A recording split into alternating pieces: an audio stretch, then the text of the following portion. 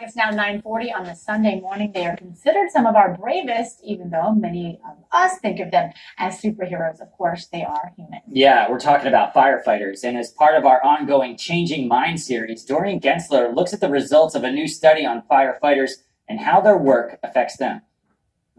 Asking for help wasn't an option because I was that superhero. Nothing could hurt me.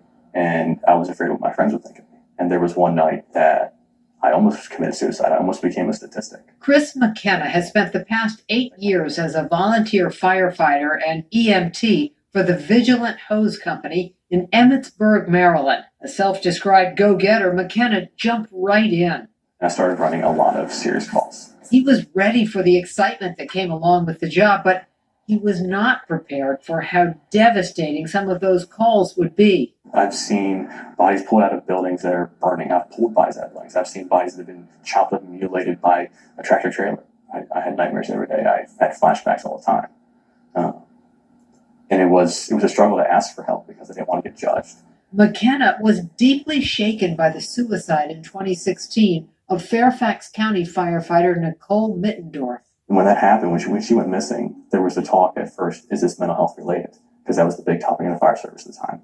And I started thinking of what was going through her mind when she committed suicide. Her suicide pushed McKenna to seek help. But when he finally did, he realized there weren't many places he could find it. He believes that's because of the stigma attached to mental health issues in fire departments. In the fire service, we think of ourselves as the superheroes. Nothing can hurt us. We've got this gear that we go into burning buildings with. We got all this training that we can do things that normal people can't do. But the results of the NBC-owned station survey tell a different story. The nationwide study found 19% of firefighters have thoughts of suicide. 27% have struggled with substance abuse.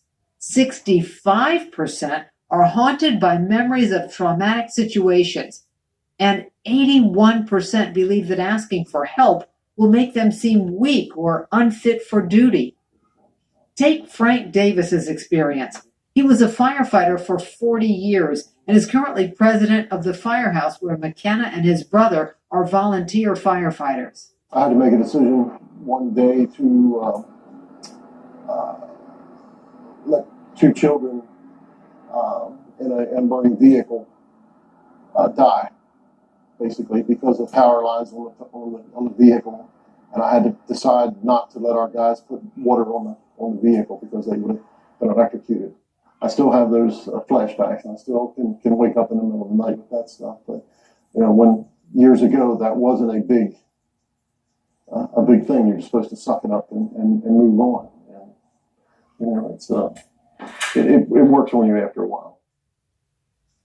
Thanks to them for all they do.